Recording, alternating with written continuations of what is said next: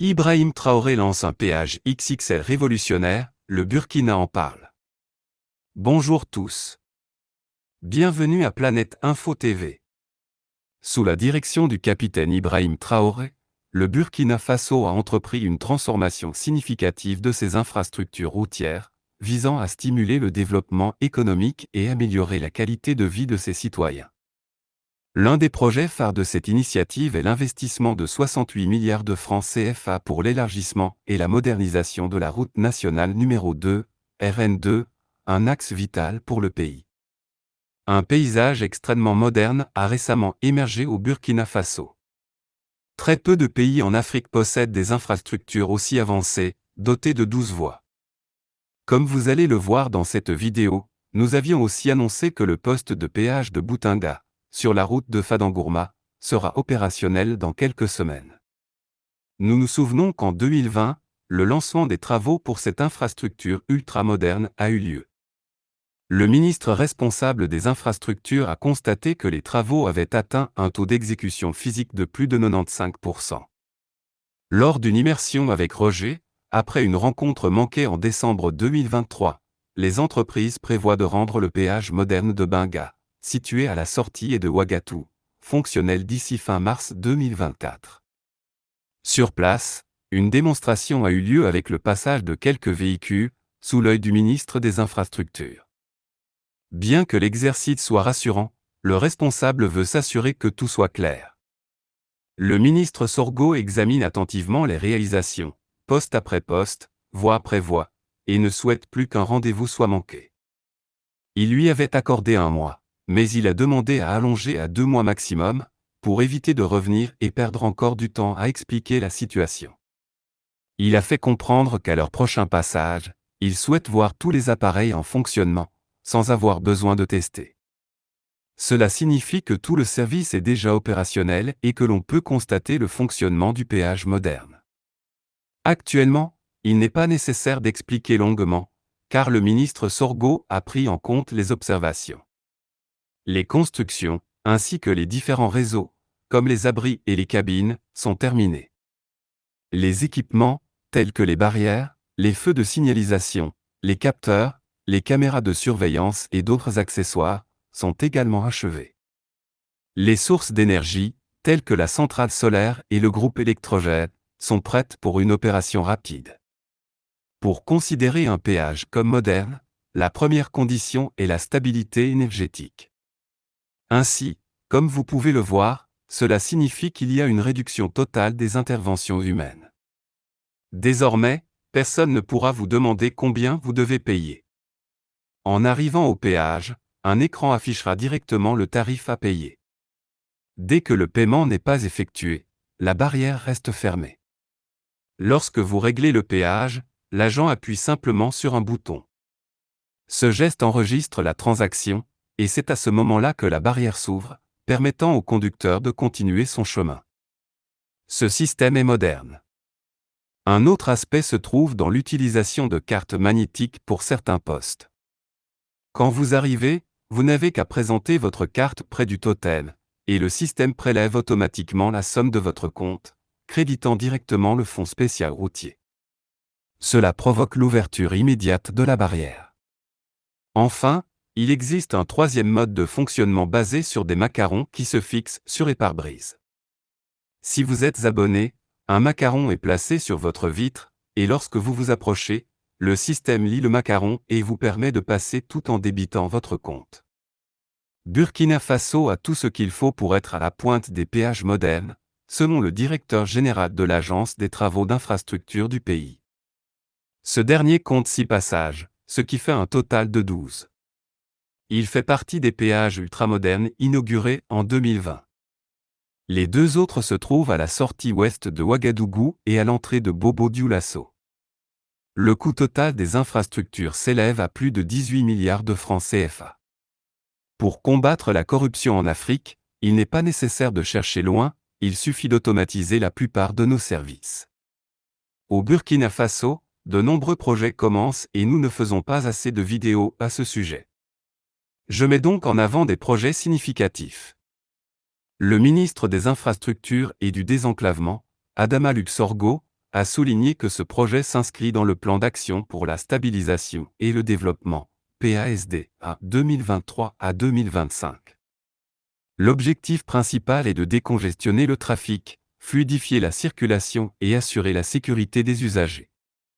En améliorant cette artère principale, le gouvernement espère faciliter les échanges commerciaux, réduire les temps de trajet et stimuler l'économie locale. Engagement présidentiel en faveur des infrastructures.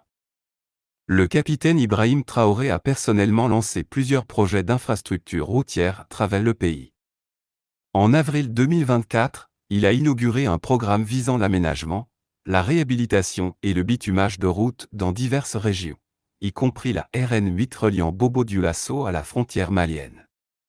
Lors de ces lancements, le président a appelé à une mobilisation nationale pour soutenir ces initiatives, soulignant que des infrastructures de qualité sont essentielles pour le développement durable du Burkina Faso.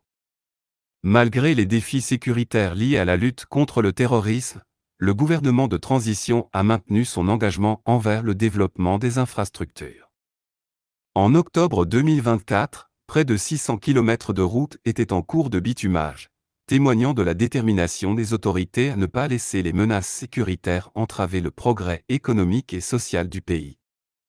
Ces efforts s'inscrivent dans une stratégie plus large visant à renforcer l'autosuffisance du Burkina Faso. Parallèlement au projet routier, le président Traoré a inauguré en novembre 2024 une usine de transformation de tomates à Bobo-Dioulasso, destinée à valoriser les produits agricoles locaux et réduire la dépendance aux importations. Ces initiatives reflètent une volonté de diversifier l'économie et de créer des emplois pour la population. La question des péages est aussi cruciale. Ceux qui se sont rendus en Afrique savent que la corruption est courante dans ce domaine. Nous parlons d'un péage ultramoderne, et pour ceux qui vivent en Occident, passer un péage avec une multitude de voies permet de gagner du temps. Cependant, dans des pays comme celui que je connais le mieux, la transition vers des systèmes modernes se fait lentement. Dans des villes comme Douala et Yaoundé, il existe encore des postes où l'on doit faire face à des employés dans des conditions précaires, qui demandent de payer manuellement, ce qui n'est pas automatisé. Pour combattre la corruption, la technologie est essentielle. La digitalisation des services, comme le propose notre président, doit être déployée. Dans les services, il n'est pas toujours nécessaire d'avoir un contact humain pour effectuer un paiement. Quand il y a interaction, le risque de corruption augmente. Ce rapport mentionne que ce péage moderne est un chantier de 2020 et qu'il est promis d'être l'un des plus avancés à côté d'autres infrastructures. C'est un système automatisé, évitant le besoin d'interaction humaine. En passant, comme en Occident, un capteur lit votre plaque d'immatriculation et vous recevez un ticket. À la sortie, le montant est retiré automatiquement de votre compte en banque et versé dans les caisses de l'État. Malheureusement, de nombreux gouvernements en Afrique sont réticents à instaurer ces systèmes car cela pourrait éliminer des opportunités de corruption pour certains. Ce sont souvent des chaînes de corruption que l'on retrouve dans nos pays. Il est également essentiel d'entretenir les routes. Ce qui est fascinant, c'est qu'un système automatisé comme celui-ci demande une indépendance énergétique. Dans le reportage, il a été mentionné qu'une centrale solaire a été mise en place, accompagnée de groupes électrogènes. En effet, dans notre société moderne, tout fonctionne avec l'électricité. C'est pourquoi, dans de nombreux pays où il peut y avoir jusqu'à 90% de coupure de courant, il devient extrêmement difficile d'introduire de l'automatisation. Un système automatisé requiert une énergie constante.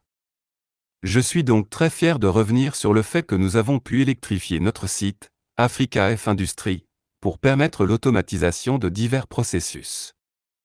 Cela nous permettra d'automatiser de nombreuses tâches qui étaient souvent réalisées manuellement et qui étaient difficiles à gérer.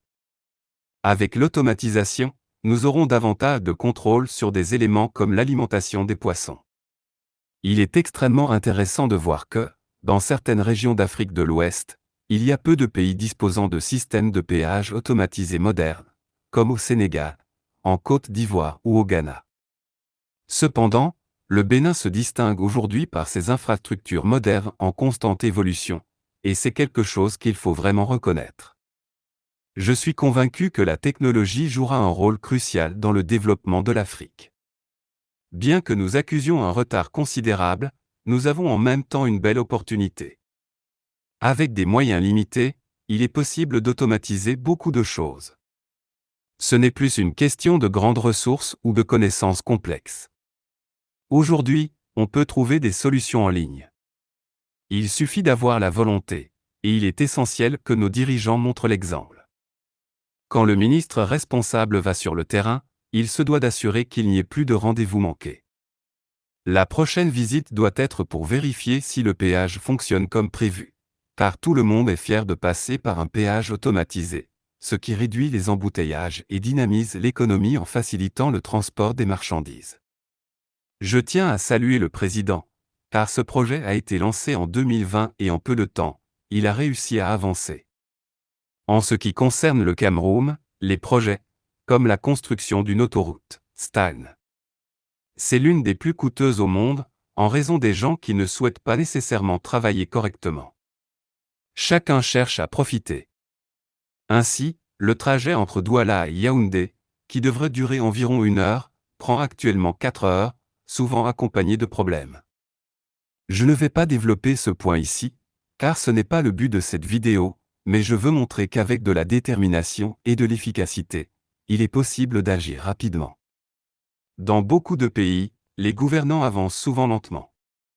Ils commencent des projets qui, au bout de 10 ou 20 ans, restent inachevés, car les uns veulent bien vivre tout de suite, sans penser à l'efficacité ou à l'intérêt public de ces projets. Quoi qu'il en soit, je suis très heureux de voir ces progrès technologiques. C'est inspirant. Faites-moi savoir ce que vous en pensez dans les commentaires. On se retrouve dans la prochaine vidéo. Que Dieu vous bénisse.